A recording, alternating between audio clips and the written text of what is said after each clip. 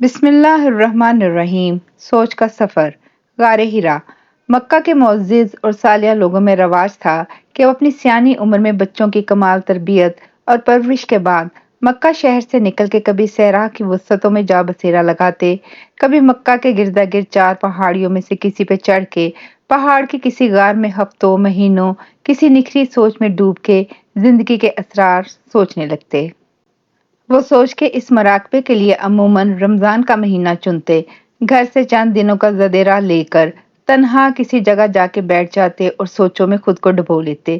شاید وہ صحراؤں پہ چھائے عرب معاشرے میں رائج رسموں کو وہ سوچتے، مہمان نوازی کیوں ضروری ہے، کیوں قبائل میں نسلی امتیاز ہے، یہ زندگی کیا ہے، کب سے لوگ زندہ ہیں، ہر زندہ ایک دن مر جاتا ہے، مر کے وہ کدھر جاتا ہے، کیا زندگی موت کے بعد ختم ہو جاتی ہے، روح کیا ہے، کون ہے جو یہ سارا نظام چلا رہا ہے، کوئی تو ہے، شاید وہی خدا ہے، خدا ہم سے کیا تقاضا کرتا ہے، زمین و آسمان کی ساری نعمتیں اس نے ہم سب انسانوں کو دے رکھی ہیں، مگر اس کا شکر کیسے ادا کرتے ہیں، شکر کیا ہے، کون سی قوت صبر پہ اکساتی ہے، اس صبر کا کوئی انعام بھی ہے، انعام کیا ہوتا ہے، کیا گناہ ثواب کا کوئی وجود ہے، سوال تو سینکڑوں تھے۔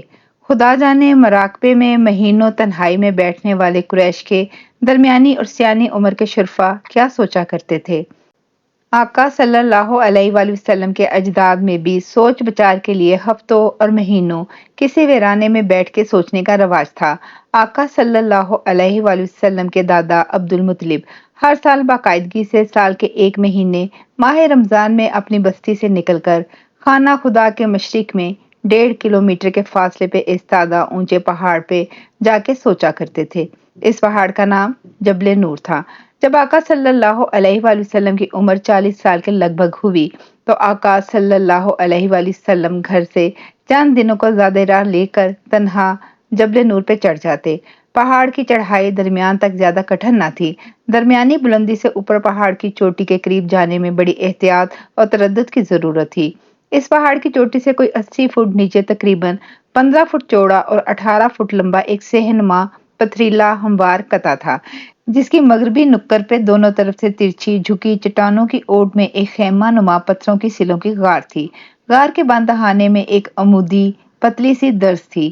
اس درز کا رخ کچھ ایسا تھا کہ غار میں بیٹھ کے اس درز سے 1.5 میل دور نیچے مکہ کی وادی کے عین نشیب میں بنے خانہ خدا کا پورا صحن اور کعبہ کی ساری عمارت نظر آتی تھی۔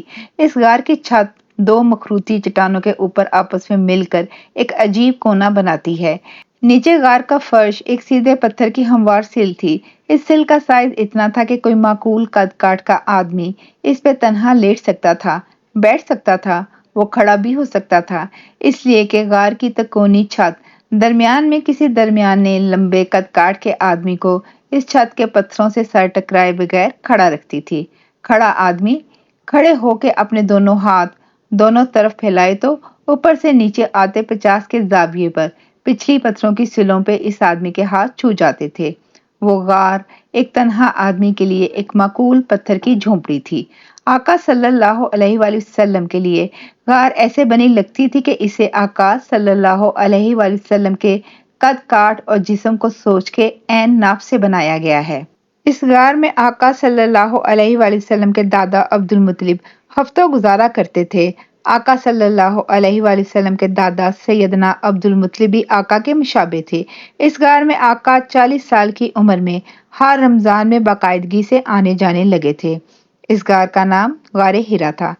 اس غار میں آنے کے لیے ان کے آگے کے چھوٹے سے پتھریلے صحن میں قدم رکھنے کے لیے ایک عجیب شرط تھی۔ اونچے پہاڑ کی چوٹی پر بنی پتھر کی سلیں غار سے پہلے صحن کے جنوبی طرف کچھ عجیب انداز میں ترچھی ہوئی ایک دوسرے کو بغیر چھوئے چند انچ کے فاصلے پہ جمی ہوئی تھی۔